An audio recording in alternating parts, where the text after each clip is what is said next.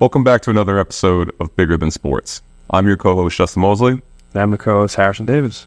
And we have a very special guest today. We have Sarah DeLuca, who is one of the registered dietitians for the NYPD and has been working with tons of collegiate and youth athletes on making them have an overall better performance. Sarah, thank you for joining us today. Thank you so much for having me. So, big question that I'd like us to start with is, what do you think has been some of the biggest obstacles, especially with the youth? Because I'm sure there's a lot of people in their ears telling them, just eat everything. Like, everything is going to be fine. Your metabolism's fast and you'll recover faster. Yeah. So, I mean, looking at males and females, for example, males specifically, they have different growth spurts than females do. And so we have something called hard gainers, for example. So men specifically that cannot put on weight and they just want to gain muscle mass specifically. And so we consider those hard gainers, right? So I do see that, like, they'll just eat whatever they want, you know, calories from processed foods or ultra processed foods, right? Lots of sugar sweetened beverages, just lots of things that taste good to satisfy them, but also help them put on weight. But just because they're eating so many calories doesn't necessarily mean that it's going to be helping them build muscle, right? Just because, like, in the youth, like male category specifically, androgens don't necessarily peak. And by androgens, I mean like testosterone and just the different male hormones that come with it don't usually peak until the ages of like 18 to 21, and even 25 to 30 is really where you see the peak there. So the hormones are a big thing at play there. And so we need to make sure that we're eating quality calories and not just empty calories, right? How have you intentionally educated yourself to have those type of difficult conversations with the youth athletes? Because, like, you have the youth males who are going through it. They see the stuff on Instagram and they're like, oh, I see this guy eating 15,000 calories a day, so I have to do this. And then you have the females who may also be facing some things of body dysmorphia challenges, like the everyday. How did you intentionally educate yourself to have those comfortable conversations? How did I educate myself, or how am I educating them on this? Okay. So I'm a registered dietitian, so we go through very rigorous training in terms of like our schooling. So we go through an intense like undergraduate program. You do an internship process, about a 1,200-hour internship process working with different populations. And then you also do your master's in nutrition as well. So throughout like the years of schooling, I've worked with a lot of like different challenges related to educating myself and helping people get the most information. But at the same time, I think it's more important to educate like your athlete that you're working with, right? Because like you said, I'm up against social media, I'm up against comparison syndrome, which is what everybody has. And so we want to make sure we're debunking the myths around nutrition and giving them evidence-based recommendations for the most part so that they can fuel themselves appropriately and perform better as a result. It's probably really difficult to build that trust with the athlete as well, because it's like, I hear what you're saying, but I just saw this video on Instagram with this guy who's jacked. Yeah, so definitely. Like, how do we go about that? Yeah, it's always a challenge, I will say. It's always going to be a challenge. But giving them, evidence-based research and just showing them that if you trust what I'm telling you, let's evaluate it, how you feel after, and do more like performance metric testing. And you'll see that you're the fruit of your labor after enforcing some of these recommendations. And, you know, if like the human body is very unique, and if something's going great, let's run with it. If it's not, let's troubleshoot and let's kind of backpedal and move you forward. But the human body is not a perfect science, neither is nutrition or fitness. And so we need to learn how to adapt with our athlete and with the recommendations we're giving them. So it's really important to just make sure that what we're giving them is evidence-based. And what I mean by that is just backed up with research articles and not just a quick Google search. Right? 1,000% agree. Yeah, it's a big difference because everyone have like their own preferences when it comes to, like, obviously the hardest part is like you give someone a preference to eat and like, oh, I don't like that because they just good at it, or like, even just someone's allergic to something. It's like you have to constantly battle that where everyone has their own preferences, and it's just hard to go around that. You can't just go to a regular person, but like a normal person, like a trainer, like, hey, can you write up a whole meal plan for me and everything like that? It's like, no, because I don't know all the intricate little things that can go into it. Yeah, so we do a very like complex, I don't want to say complex, but a very like detailed intake form. Some objective measurements, like we embody fat percentage and muscle tissue, and even like performance, like your broad jump. Like I know you guys probably do testing like that, but we also do a lot of subjective biomarker or metrics as well. So we're looking at how are you feeling throughout the day? How'd you sleep last night? Right? Like what is your 24-hour recall, or what does your diet look like? Is it different day to day? What are you drinking? Like, did you go out with your friends over the week? Like, so there's a lot of conversations that need to be had so that you can get a lot of biofeedback on somebody. I use a lot of like scales from 1 to 10. Tell me how you're feeling, like your energy today, right? So it is important to look at them as a whole and not just like by the book. Right. Right. Yeah, I can imagine how frustrating some of it does get, because it's like, this is the evidence. This is the information, science, and everything like that. And what has been some of more of the give back that hasn't been accepted when you are giving people this information? I'm like, I hear what you're saying, but literally I have the data to back this up. Yeah. Well, what I find is that most athletes, I don't want to say everybody, but a lot of people are overeating and underfueling, right? So, or undereating, right, and not getting enough nutrients that they need to support their demand of activity. Especially in the youth athlete space, like we think that more is better when it's not necessarily the case, or it might not be true. So it is important to kind of pull back, and again, educate. Educate is the biggest thing that I can tell you. But I always try to explain that like nutrition can make a good athlete great or a great athlete good, right? So it's, do you want to separate yourself from the average and become great, or do you want to excel in your sport? And so if you are really invested in bettering your performance, then listening to people that have higher knowledge and outside advice to give you, again, someone that you trust, building those relationships are really important. And also working with the families to get them on board in the youth sports too, because they're the ones that are most of the time preparing their food or helping them on the back end. So that's a big component of it too. Yeah, I think the two like education piece you touched on, I want to touch on like basically two pieces I want to ask you so that everyone can get clarification on.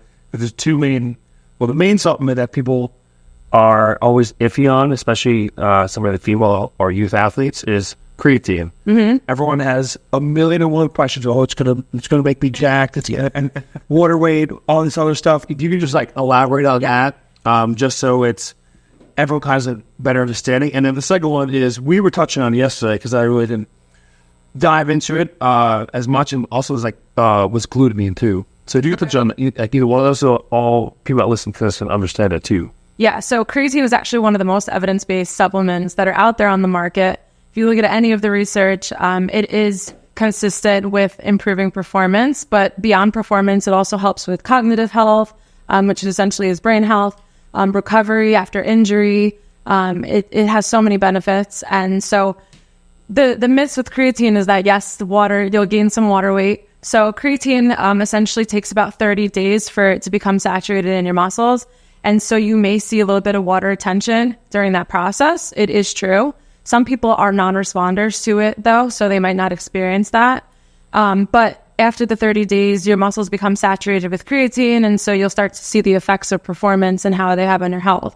So like I said, again, improving your high intensity and performance, recovery, even your immune health and function, injury. There's just so many benefits to creatine, for sure. I hope I answered your question. Yeah. And it's actually created in your body already. Yes. Yeah. So your body does create creatine, but we burn through it very quickly, especially in high intensity activities. Like within 60 to 90 seconds, you can be depleting creatine.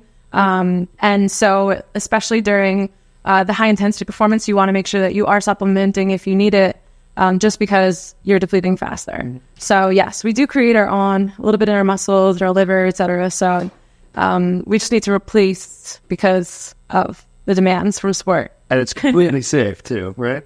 Yes. I mean, I would recommend looking into getting like NSF certified supplements or certified by Informed Choice, which basically means that the product has been third-party tested and approved, just to make sure that they're quality supplements and what's on the label is in fact what's in the product itself. Mm-hmm. So quality is important. So just make sure you're looking for that seal of approval. There's actually an app you can download. It's called NSF Certified for Sport. And you can actually scan the barcodes of your products and see if it's been approved by NSF, or you can just go directly on their website and see as well. So yes, quality for sure. We'll get the clip of the app right here. Just Right here. pop up right. And then we also talked about, well, also glutamine as well, but also is there any other supplements where, because I know a lot of people like, supplement companies like this to give people options to buy branched chain amino acids, Right. 7 other things that I can't remember right now. Yeah. It's like what, because we're also talking youth athletes too, where it's Right. middle school, high school, collegiate. What would you say is like kind of like the bread and butter, or like, because some of it you just don't need at all. Right. And then what would be like this you can look into? Right. So first and foremost, I just want to say that like food first. Okay. 100%. A lot of people are under eating. And so because of that, they're not getting their micronutrients, which are basically your vitamins and minerals from food. Like every time we eat, like let's say banana, you get a lot of potassium, like you eat like potatoes, a lot of potassium as well. So you're getting a lot of vitamins and minerals from the food. And the quality of the food is important too, because when we're eating like processed or ultra processed foods, they're lacking in that nutrient content, right? So food first is always key. It's like making a cake, right? Like you can't put the icing on until you make the cake, Yes. right? So you want to make sure you got your foundational level nutrition first. Then obviously supplements, I always say, are meant to fill the gaps in the diet that cannot necessarily be met with food. Okay. So that's secondary. And then you obviously have like some performance enhancing supplements. Okay. So most supplements, obviously, that we talk about in sports specific are vitamin D. A lot of people are deficient, especially where we live in New York in the wintertime. I mean, you guys are in Long Beach, so you guys are always in the sun and stuff there. But vitamin D is a big one. People don't have enough stores of vitamin D, I find, especially looking at lab work a lot. So some people may need a little bit of a higher dose to bring up their vitamin D levels and then hold steady at a maintenance. Especially dependent on the color of their skin, can impact the absorption of vitamin D. And if someone, again, is eating enough like dietary vitamin D is a fat-soluble vitamin. So if you're not eating enough fat, you may have absorption issues. So it's important to understand the context of the supplements as well. So vitamin D is a big one. Creatine we talked about. I know we'll get to glutamine, but but I will say, collagen is a big one, especially in athletes. I talk about a lot just because collagen is the foundation of our soft tissue. So like ligaments, muscle, bone, etc., cartilage. So when we're putting a lot of wear and tear on our muscles, especially as we age, so maybe like in the adult population, I like collagen better than for the youth sports, I will say. But collagen is a really good sports supplement in the adult population. And we take that with vitamin C to help with absorption. So that would be one that I recommend. Omega-3s is also a big one.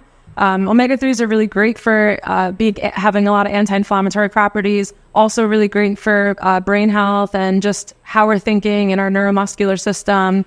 So it's great for recovering after, like if you get sick or if you have injury. Omega-3s are an amazing supplement as well.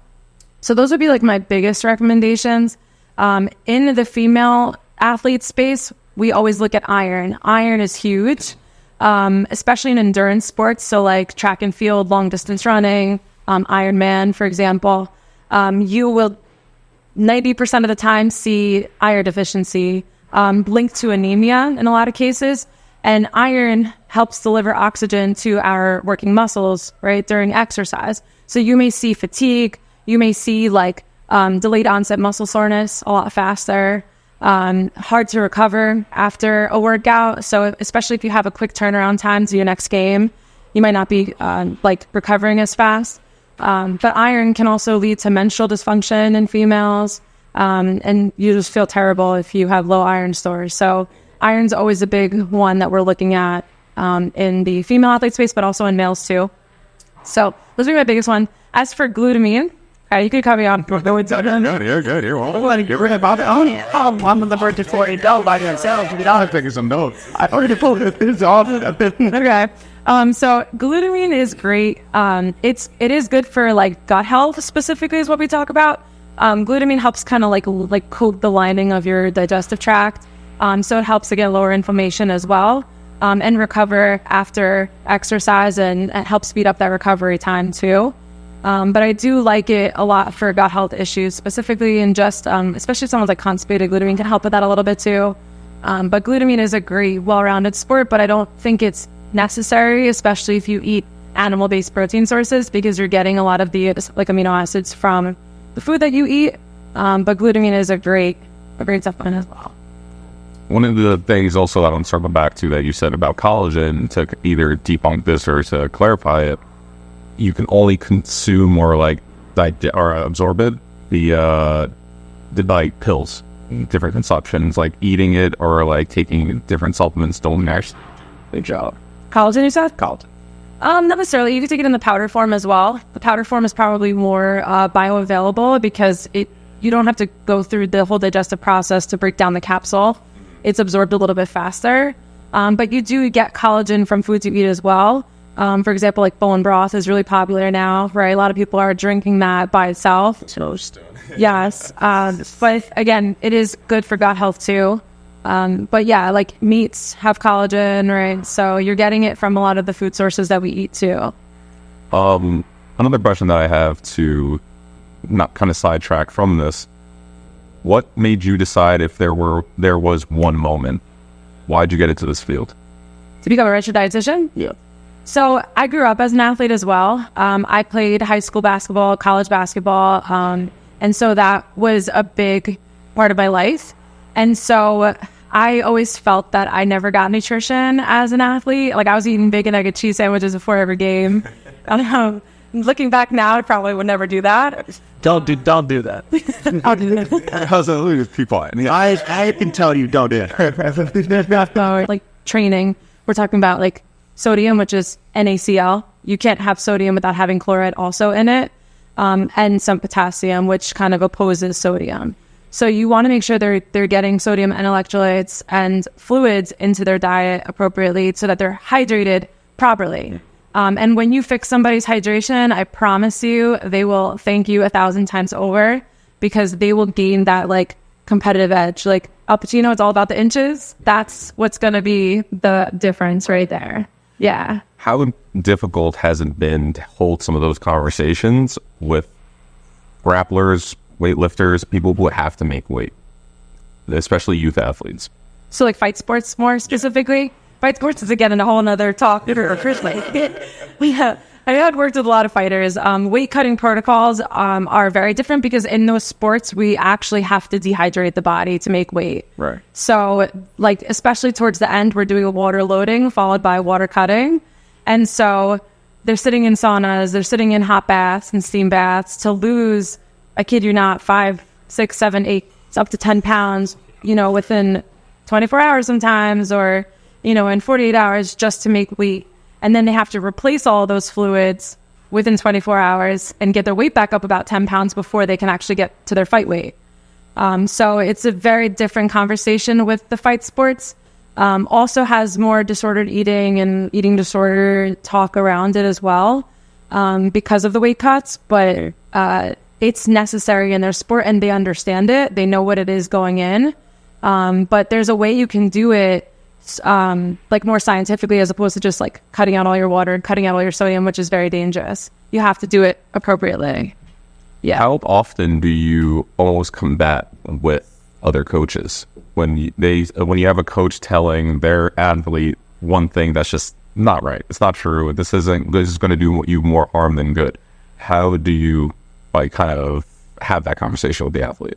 So I'm very big on like, we call it collaboration of care. Like we all have our own disciplines. Like you guys are strength coaches. Like I'm a dietitian nutritionist, right? We have psychologists that usually are on board to evaluate the whole athlete. And then in some situations we have a PCP or a primary care practitioner. And so each person has their own like specialty, or they contribute something to the team. And I think it's important to make sure that you have conversations together before you have that conversation with the athlete, because the worst case scenario is that we're giving conflicting information. Right. So we do want to make sure that we're coming up with a collaborative approach and then delivering the information after that. Have the majority of coaches that you've worked with been very open to conversations? Yeah, I will say the field of sports nutrition is rapidly growing. It's actually pretty new right now, and I think a lot of coaches are realizing the impact that sports nutrition has on their performance. And so they've been very receptive to it. A lot of coaches have brought me in for like team talks where like we're doing like a locker room talk or a PowerPoint presentation, so that they can get like an intro to nutrition or hydration or whatever it may be. And so that's important, but also like helping them navigate the dining halls, like in the collegiate setting, especially when you're an athlete that dorms. Like, think about it. Your freshman year, you're living somewhere completely different, and now all your meals are provided by the school. Someone has food allergies or intolerances. Like, how is the dietitian going to help you navigate that? And so, again, having conversations to get through those things are really important. But yeah, it's definitely a transition.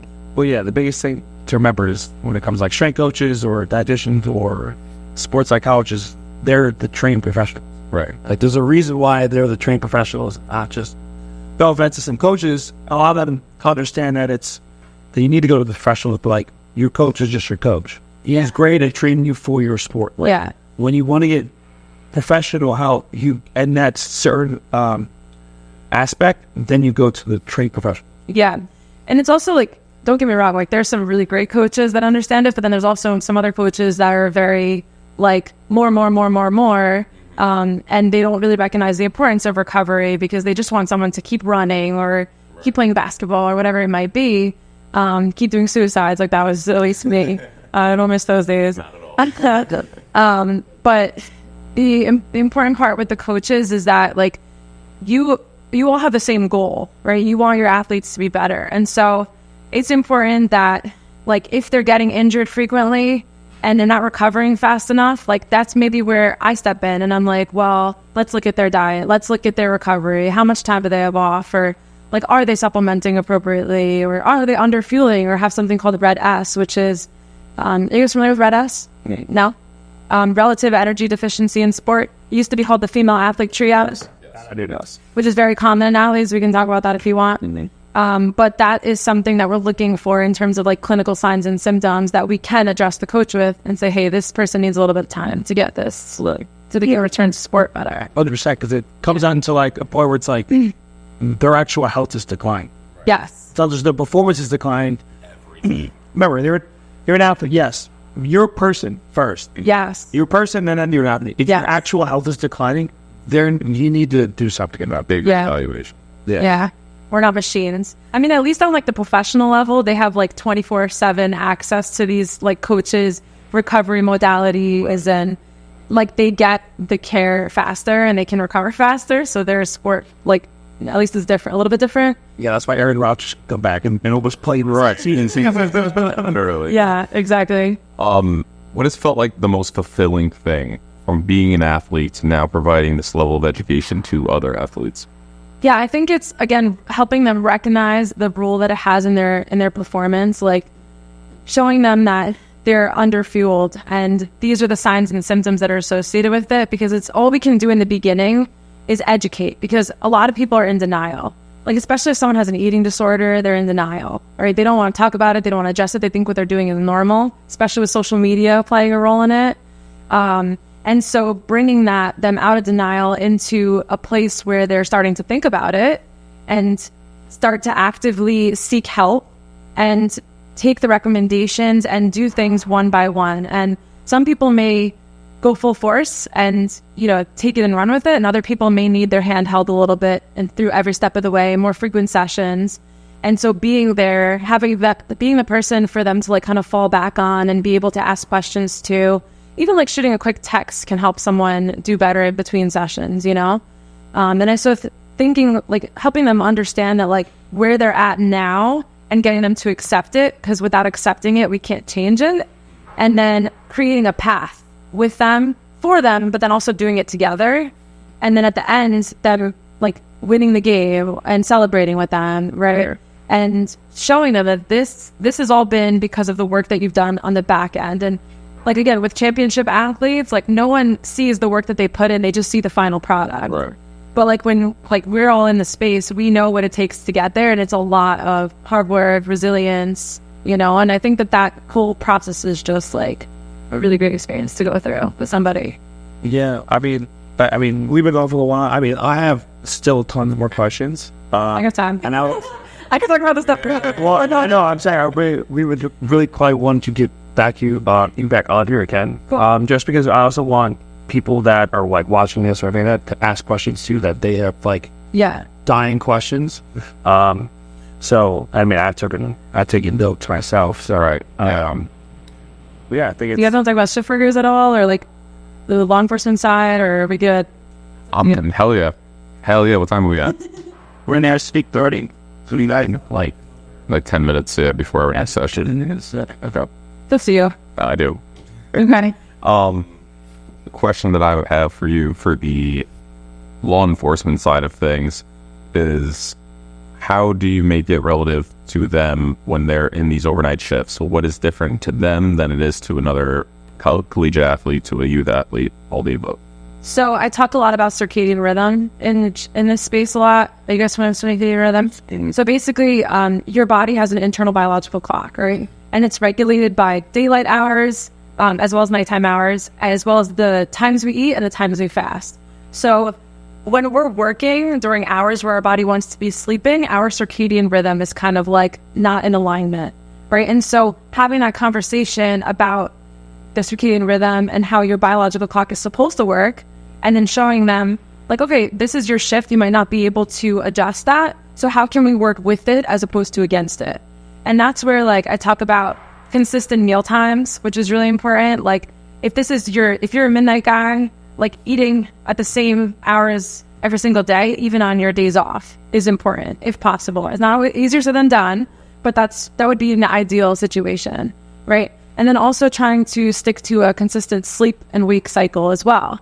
So like if you're a midnight guy, you're sleeping during the day, like also doing that if you can on your days off, which is hard. But understanding that the times you sleep and times that you eat are really important in helping your body get in better alignment. So that's where we create meal plans around the shifts that they work. Keep in mind that like when they're working during the midnights, what's open to eat in the middle of the night? Like if you're not bringing your food with you, you have limited access to food. And so helping them learn how to cook or find quick and convenient options that are affordable for them to bring is important. So it's like the education around that as well. Yeah. So my last question to cap this episode off is, what was your "this is bigger than sports" moment? This could be while you were playing, while you were coaching, all the above. Bigger than sports. Oh, wow. It's like a title or something, right? Oh, man. So let me think about this one. So when I, again, tore my ACL, I thought that was a big, like, aha moment for me. I thought that it was more, like, overtraining, right? Or overeating, but not recovering appropriately, not taking the time off, not taking time to balance out like the muscle groups. So like agonist, antagonist muscle groups, like really focusing on that and building from the ground up is a big like aha moment for me, or bigger than sports moment. But also like showing myself that like the nutrition is important. Like I can speak for a lot of females. When I played sports, we didn't eat carbs. Like carbs were like the devil. And once I recognized how much of an impact carbohydrates had on performance, changed my game. So if you're listening, don't be afraid of carbohydrates, okay? Athletes specifically need have a much higher carbohydrate demand, and probably a lot higher than you think. But yes, carbohydrates are a very bigger than sports moment for me. Once I started eating them, I loved the way I felt when I worked out. And even to this day, like I always consider myself an athlete, but I'm more of a recreational athlete right now. And I still eat high carb, high protein diet. And I feel like that helps me reach my goals, whether it be performance or aesthetics or even longevity. I have one more thing here. That's a really good topic. Because I tore my ACL as well. And I feel like it's like a club. When you tear your ACL, it's like everybody understands the type of thing. It really like, you know what it feels like. It's not something that you can't mimic. There's nothing you can replicate with that. What was the bigger than sports moment deeper into that? When you tore your knee, what did you discover about yourself?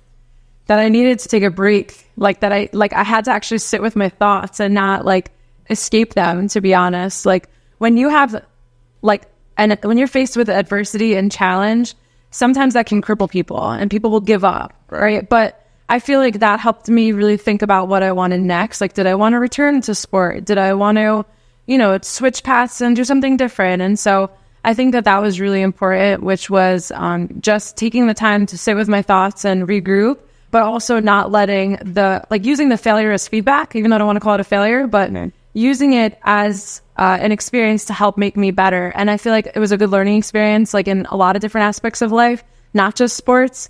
But I feel like it translated over to like career and being resilient. Even if you get turned down, like how can you come back from it?